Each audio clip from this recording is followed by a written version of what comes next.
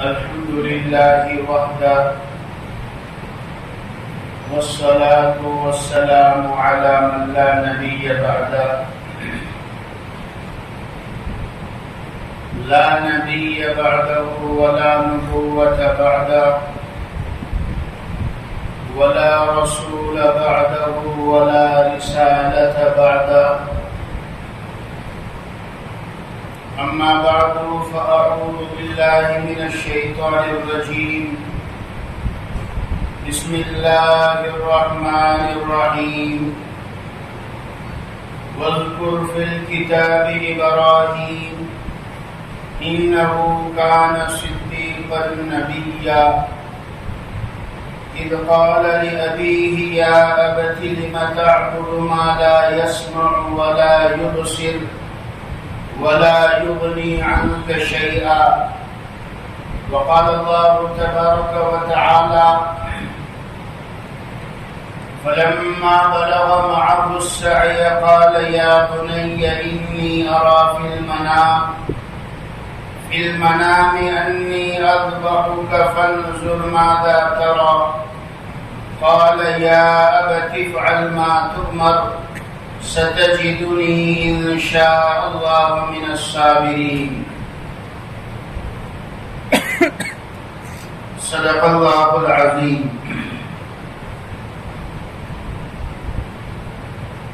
معزز بھائی اور بزرگوں،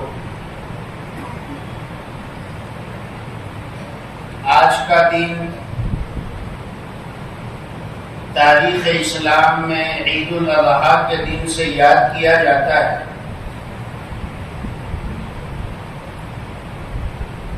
ایک مسلمان کے لیے سال کے 360 دنوں میں 2 دن عید اور تہوار کے اللہ رب العزت نے متعین فرمائے ہیں۔ آج پورے عالم اسلام کے لیے خوشی کا اور عید کا دن ہے، جو اللہ سبحانہ و تعالی نے ایمان والوں کو بطور انعام کے عطا فرمایا ہے۔ عید الفطر یعنی رمضان عید، رمضان کے روزوں اور عبادتوں کے طفیل میں عید کی شکل میں اللہ عطا فرماتے ہیں، اور عید الاضحیٰ یہ ذی الحج کی قربانیوں کے صدقے اور عبادتوں کے صدقے اور حج بیت اللہ کے صدقے اللہ عطا فرماتے ہیں۔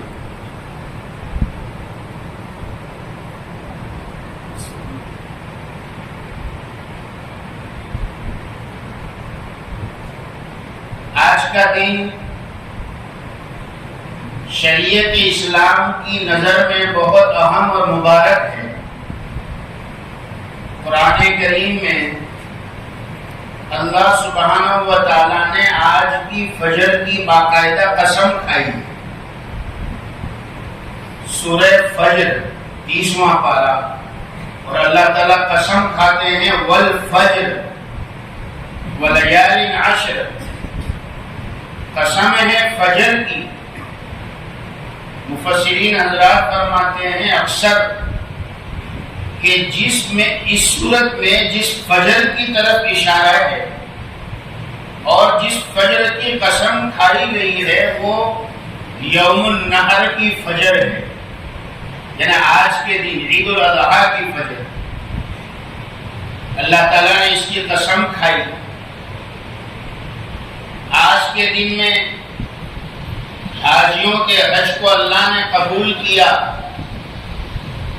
اور جو لوگ حج میں نہیں ہیں، اپنے اپنے وطن میں اپنے اپنے مقام پر ہے، وہ قربانی کر کے اللہ کی عبادت کا فریضہ انجام دیں گے۔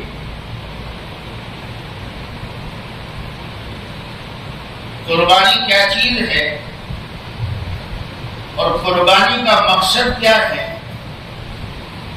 آج کے ہمارے نوجوانوں کو اور خاص طور پر ہماری نئی نسلوں کو بتانے کی ضرورت ہے۔ اس لیے کہ ان بچوں کے ذہنوں میں ابھی سے ایسی چیزیں ڈالی جاتی ہے کہ جس سے مسلمان اللہ پر ایمان رکھنے والا اور جناب محمد الرسول اللہ صلی اللہ علیہ وسلم کا کلمہ پڑھنے والا وہ بھی کبھی کبھی یہ کہتا ہے کہ جانور کی جان کو لینا، بے زبان جانور کو ذبح کرنا ہم سے تو دیکھا نہیں جاتا، قربانی ہم سے نہیں دیکھی جاتی۔ آج کا بہت بڑا طبقہ ہمارے نوجوانوں میں، ہماری ماں بہنوں کے اندر، بچیوں کے اندر وہ یہ سمجھتا ہے کہ یہ جانور پر خامخواہ کا ظلم ہے۔ ہمیں سمجھنا ہے اسلام کا فلسفہ کیا ہے، اسلام کا مقصد کیا ہے، ان عبادتوں کے مشروع ہونے کے پیچھے راز کیا ہے۔ ویسے تو شریعت اسلام اتنی پاکیزہ شریعت ہے کہ اسلام کے اندر معمولی سے معمولی مخلوق کو تکلیف دینے کی بھی اجازت نہیں ہے۔ آپ مسئلہ اگر پڑھے تو آپ کو پتہ ہو چلے گا کہ کوئی بھی جانور جب تک ہمیں تکلیف نہ پہنچائے، جیسے چونٹی ہے، جب تک ہمیں کاٹے نہیں وہاں تک اس کو مارنا یہ مکروہ بتایا گیا۔ اس جانور کو مارنا جب تک تمہیں اس کی تکلیف کا اندیشہ نہ ہو، ڈر نہ ہو، تو اس جانور کو مارنا مکروہ ہے۔ حدیث پاک میں آتا ہے بہت سے لوگ نشانہ بازی کرتے ہیں، نشانہ سادھنے کے لیے، نشانہ سدھارنے کے لیے کبھی رنگ رکھی جاتی ہے، کبھی کیا رکھا جاتا ہے۔ تو آپ صلی اللہ علیہ وسلم کے زمانے میں باقاعدہ جانوروں پر نشان بازی کی جاتی تھی، پرندوں کو اچھالا جاتا تھا اور پھر ان پر تیر یا نیزے یا اس زمانے کے جو بھی آلات ہو اس کے ذریعے سے نشانہ لگایا جاتا ہے۔ تو آپ علیہ الصلوۃ والسلام نے منع فرمایا کہ خاموخواہ بغیر کسی کام کے جانوروں پر نشانہ لگانا منع ہے، حرام ہے۔ بلکہ اس سے بھی بڑھ کر حنفی مسلک کے ایک بہت بڑے امام ہیں علامہ حسکفی رحمۃ اللہ علیہ، علامہ حسکفی حنفی رحمۃ اللہ علیہ، انہوں نے ایک جگہ مسئلہ لکھا ہے، پہلے سننے میں تو ذرا عجیب لگے گا مگر اس کو سمجھیں گے تو پھر سمجھ میں آ جائے گا۔ علامہ حسکفی رحمۃ اللہ علیہ نے لکھا کہ ایک مسلمان کو تکلیف دینا، ایک ایمان والے کو تکلیف دینا اس سے زیادہ سخت ہے ایک غیر مسلم کو تکلیف دینا۔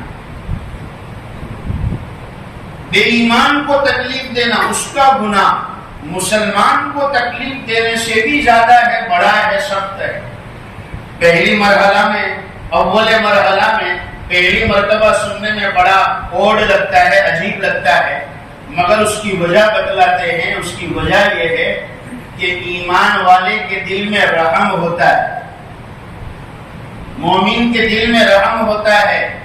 ایمان والے کو تکلیف دی ہے تو ہو سکتا ہے کہ وہ تم کو معاف بھی کر دے، یا تم اس سے معافی مانگ لو تو درگزر کر دے، مگر جس کے دل میں ایمان نہیں ہے وہاں پر رحم نہیں ہوتا، تو وہاں غیر ایمان والے کو تکلیف دینے میں یہ یقین ہے کہ وہ تمہیں معاف نہیں کرے گا اور وہ تمہیں قیامت کے میدان میں سزا کا مستحق بنائے گا۔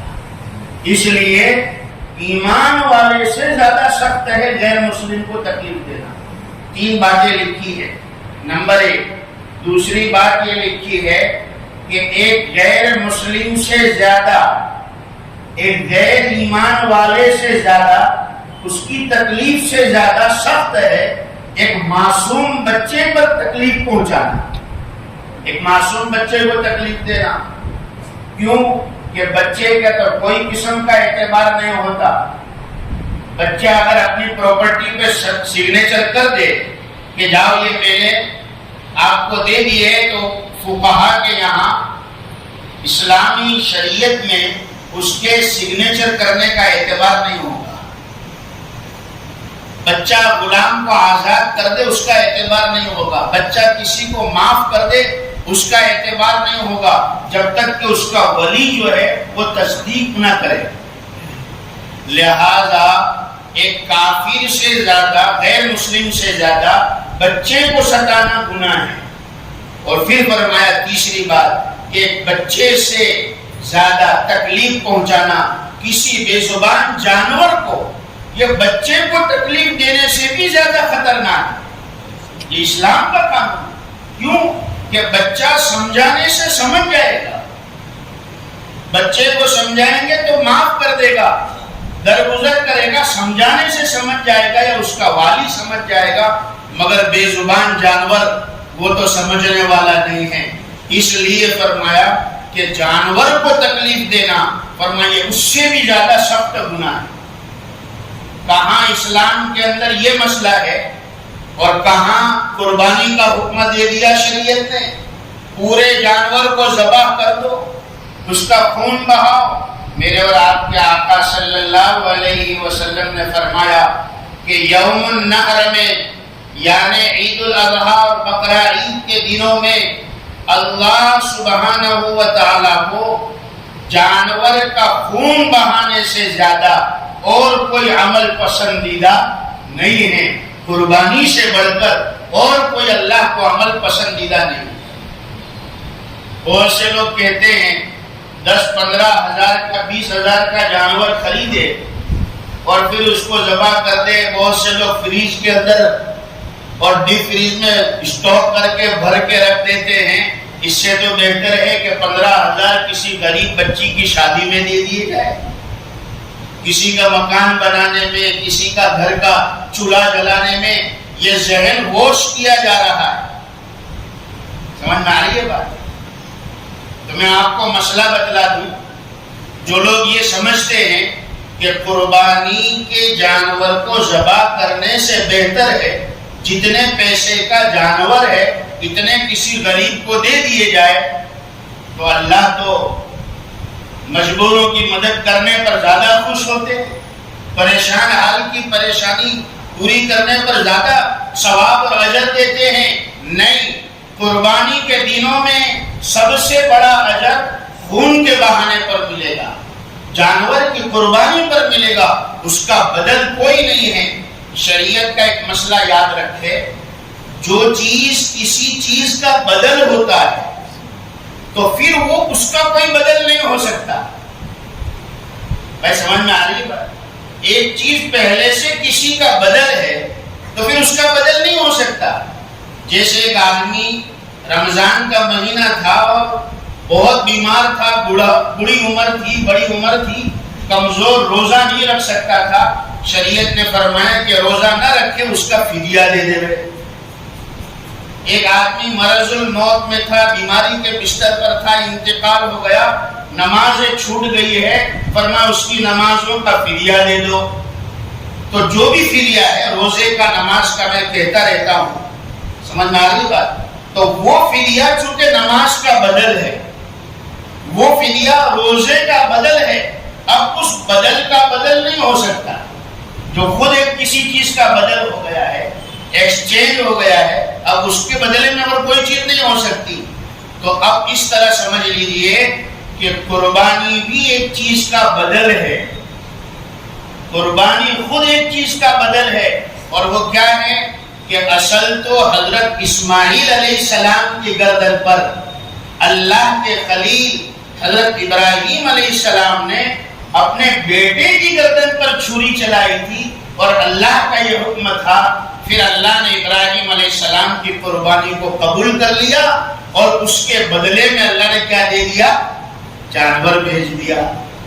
تو یہ جانور خود اسماعیل علیہ السلام کے بدلے میں ہے، لہذا بدل کا بدل اب نہیں ہو سکتا۔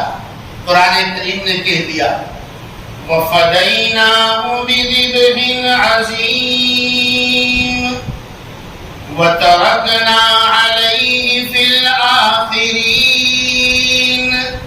سَلَامٌ عَلَىٰ إِبْرَاهِيمَ۔ ہم نے ابراہیم علیہ السلام کی اس قربانی کو ایسا قبول کیا کہ ہم نے ان کے بدلے میں ایک فدیہ دے دیا، یعنی جنت سے ایک جانور کو اس کے بدلے میں بھیجا، اور پھر اس طریقے کو بعد میں آنے والی ابراہیم علیہ السلام کی جتنی اولاد ہے اور جتنی امت ہے ان تمام کے اندر اس قربانی کو ہم نے لازم کر دیا۔ میرے اور آپ کے آقا صلی اللہ علیہ وسلم مدینہ المنورہ ہجرت کے بعد 10 سال آپ نے قیام فرمایا۔ صحابہ کرام فرماتے ہیں اللہ کے حبیب صلی اللہ علیہ وسلم نے مدینہ المنورہ میں ہر سال قربانی کے دنوں میں قربانی اپنے ہاتھوں سے ادا کی۔ حضور پاک صلی اللہ علیہ وسلم نے قربانی اپنے ہاتھ سے ادا کی۔ یہ نہ سمجھے کہ جانور کی گردن پر چھری چلانا یہ ظلم ہے، بے رحمی ہے۔ یہاں آنسو نہ نکلے، ہمارے آنسو نکلنے ہوں تو تب نکلے جب ہماری اولاد نمازوں کے ٹائم پر گھروں میں سو لیتی ہے، جب اللہ کے حکم ہماری اولاد توڑتی ہے، جب مسجدیں خالی ہوتی ہے، تب ہمیں آنسو نکلنے چاہیے اور تب رحم آنا چاہیے کہ یہ میری اولاد جو اللہ کا فریضہ چھوڑ کر گھروں میں سوئی ہوئی ہے، کل قیامت کے میدان میں ان کا کیا حشر ہوگا۔ بے نمازی کی صورت بدل دی جائے گی۔ ایک نماز کے قضا کرنے پر میرے اور آپ کے آقا صلی اللہ علیہ وسلم نے فرمایا کہ 83 سال اور اس سے بھی زیادہ جہنم کی آگ میں جلایا جائے گا۔ تو رحم تو تب آنا چاہیے جب اللہ کا حکم ٹوٹتا ہے، جب اللہ کا حکم چھوٹتا ہے، آنسو تب نکلنے چاہیے۔ یہ تو اللہ کا عین حکم ہے۔ اور یہ بھی یاد رکھے کہ یہ اللہ کا حکم ہے، اسی لیے عبادت ہے، اور اللہ کے نام پر ذبح ہو رہا ہے اس لیے عبادت ہے۔ ورنہ یہی ذبح کا طریقہ ہو، ذبح کرنے والا بھی مسلمان ہو مگر اللہ کا نام نہ لیا جائے اور اللہ کے غیر کے نام پر ذبح کیا جائے، کسی پیر کے نام پر، کسی امیر کے نام پر، کسی اور معزز انسان کے نام پر، زندہ یا مردہ غیر اللہ کے نام پر اگر اسی طریقے سے جانور کو ذبح کیا جائے تو مسئلہ بڑا سنگین ہے۔ یاد رکھے اللہ کا غصہ اتنا آتا ہے کہ وہ پورا کے پورا گوشت حرام ہو جاتا ہے جس کو اللہ کے غیر کے نام پر ذبح کیا جائے۔ اور صرف اتنا ہی نہیں کہ گوشت حرام، ایک قدم آگے چل کر اور سنیے، اگر مومن ہے، ایمان والا ہے اور وہ غیر اللہ کے نام پر ذبح کرتا ہے، فرمایا اس کو دوبارہ کلمہ پڑھنا پڑے گا، ایمان کی فہرست سے وہ باہر نکل جاتا ہے، اس کے ایمان کے لالے پڑ جاتے ہیں۔ جانور وہی ذبح کیا جائے گا جہاں ہم نے ذبح کرنے کا حکم دیا ہے۔ جس جانور کو ہم نے ذبح کرنے کا حکم دیا اسی کو ذبح کیا جائے گا، جس طریقے سے ہم نے حکم دیا اسی طریقے سے ذبح کیا جائے گا۔ قربانی پر کیا ملتا ہے؟ قربانی کرنے پر اللہ سبحانہ و تعالیٰ کیا عطا فرماتے ہیں؟ آج کل لوگوں کو ترغیب چاہیے کہ بھائی ہمیں کچھ ایسا نفع بدلائے، پتہ چلے کہ قربانی پر ملے گا کیا۔ تو کتنے سارے احادیث مبارکہ سے ہمیں بتایا گیا کہ اس قربانی پر اللہ سبحانہ و تعالیٰ کیا دیتے ہیں۔ سب سے پہلا فرمایا قربانی کو قربانی اس لیے کہتے ہیں کہ قربانی دینے کی وجہ سے ایک ایمان والا اللہ سے پہلے دور ہوتا ہے مگر قربانی ادا کرنے کے بعد اللہ سے وہ قریب ہو جاتا ہے۔ اگر کوئی ایسا تھرمومیٹر ہوتا مشینری ہوتی جو ہمارے ایمان اور ہماری کیفیت کو ماپ سکتی تو وہ بتلاتی کہ قربانی کے 1 سیکنڈ پہلے ہمارے ایمان کی کیفیت کیا تھی اور قربانی ہو جانے کے 1 سیکنڈ کے بعد ہمارا ایمان اور ہمارا اللہ سے قرب کتنا ہو گیا۔ اگر کوئی مشین کاش ایسی ہوتی جو ہمیں بتلاتی، اللہ والوں کو پتا چلتا تھا، اللہ والے اسے دیکھتے تھے، قربانی کے پہلے کی کیفیت اور قربانی ہو جانے کے بعد کی کیفیت میں فرق آتا تھا۔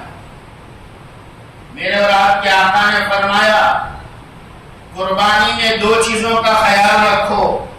نمبر 1 خوش دلی سے کرو، اتریلے منہ سے نہیں، تاجر بن کے مت کرو، بزنس مین بن کے مت کرو، اس مہینے کے اندر میرا اتنا بجٹ تھا اب قربانی کی وجہ سے کم ہو گیا، حساب لگایا جاتا ہے۔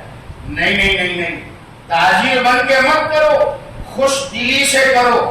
کیا ملے گا اس پر؟ حضور نے فرمایا 2 چیزیں یاد رکھو۔ قربانی کے وقت ہمارے دل خوشی سے قربانی کر رہے ہو، اللہ کا حکم سمجھ کر رہے ہو، اور اس کی علامت کیا ہے خوش دلی کی؟ بہت آسان علامت ہے کہ انسان قربانی کا سال بھر انتظار کرے تو سمجھ لو کہ اس کے دل کے اندر قربانی کی خوشی ہے۔ کب عید آئے گی، کب بقرعید آئے گی کہ میں قربانی کروں؟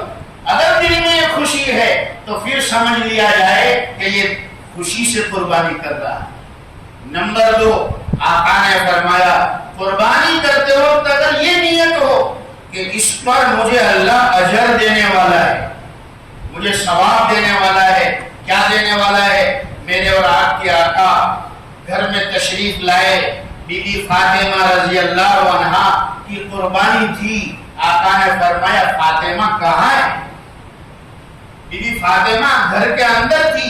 حضور نے فرمایا فاطمہ باہر آؤ، اپنی قربانی کے وقت کھڑے رہو اور یہ سمجھو کہ جہاں قربانی کا خون، وہ جانور کا خون زمین پر گرے گا اس سے پہلے اللہ تمہاری بخشش کا اعلان کر دے گا، ہر گناہوں کو معاف کر دے گا، مغفرت کا پروانہ سرٹیفکیٹ ملتا ہے۔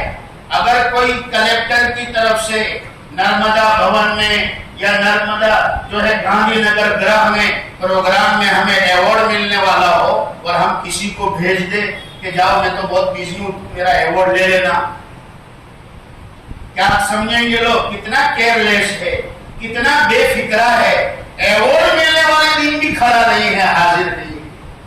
آج قربانی کے ذریعے مغفرت کا تمغہ ملنے والا ہے، قربانی کے بدلے مغفرت کا سرٹیفکیٹ ملنے والا ہے، لیکن مسلمان اپنی قربانی کو ادھر ادھر سونپ دیتا ہے، اپنے کاموں میں مشغول ہے۔ اور فرمایا روایتوں میں آتا ہے جہاں قربانی ہوتی ہے، جس گھر میں قربانی ہوتی ہے، جس محلے میں اور علاقے میں قربانی ہوتی ہے، وہاں سے اللہ سبحانہ و تعالی بلاؤں کو ٹالتا ہے، مصیبتوں کو ٹالتا ہے، پریشانیوں کو ٹالتا ہے۔ ہم اپنی دکان، اپنے بزنس، اس کی سیفٹی کے لیے بہت سے لوگ بیمہ لیتے ہیں، ہوم لون لیتے ہیں، بزنس لون لیتے ہیں، وہیکل انشورنس لیتے ہیں، پتہ نہیں کس کس قسم کے انشورنس لیتے ہیں، ہوم انشورنس ہے، وہیکل انشورنس ہے، اور نہ جانے ٹریول انشورنس ہے، کتنے انشورنس لیتے ہیں اپنی سیفٹی کے لیے۔ میرے آقا نے فرمایا، فقہا فرماتے ہیں جس گھر میں قربانی ہوتی ہے پورا سال بلاؤں سے وہ محفوظ ہو جاتا ہے۔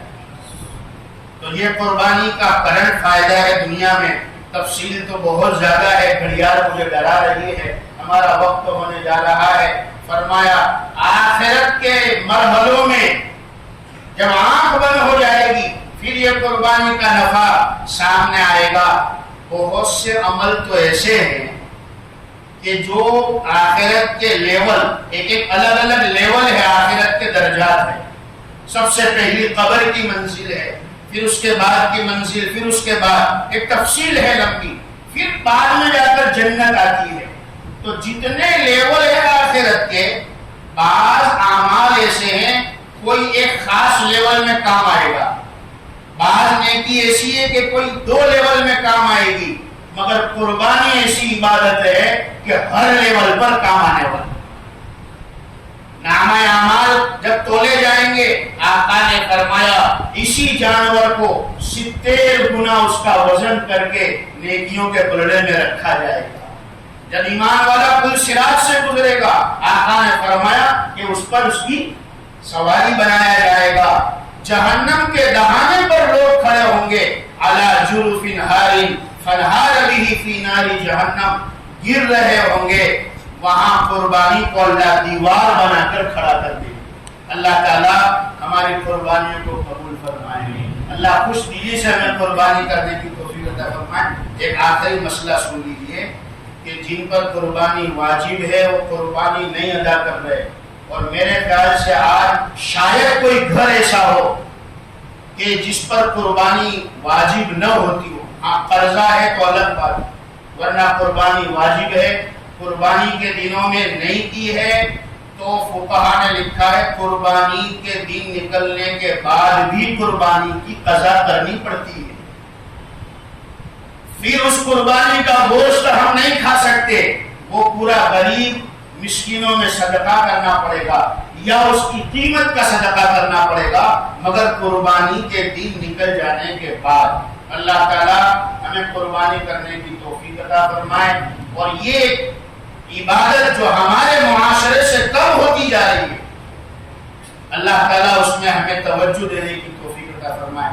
ایک آخری اعلان سن لیجیے، جب ہم قربانی کرے تو کوئی اس کا ویڈیو نہ بنائے، پردے میں رہ کر، جہاں پر میجورٹی ہے وہاں کوئی حرج نہیں، مگر آجو باجو اگر کوئی ایسے ہیں تو ہم اس کا خیال رکھیں، ویڈیو نہ بنائیں اور ادھر ادھر شیئر نہ کرے۔ اور پھر قربانی کے جانور کی کوئی چیز جو لوگ قربانی کرنے والے چمڑا صحیح جگہ پر پہنچائے، اس کے جو پھینکنے کی جو چیزیں ہیں، 7 چیزیں جو کھا نہیں سکتے حرام ہیں، اس کو ایسے گٹر میں نہ ڈال دے، ایسے راستوں پر گندگی نہ کرے، خون کو ایسے ہی نہ بہا دے۔ اس لیے ماحول کا، وقت کے تقاضے کو سامنے رکھتے ہوئے ان باتوں کا خیال رکھے۔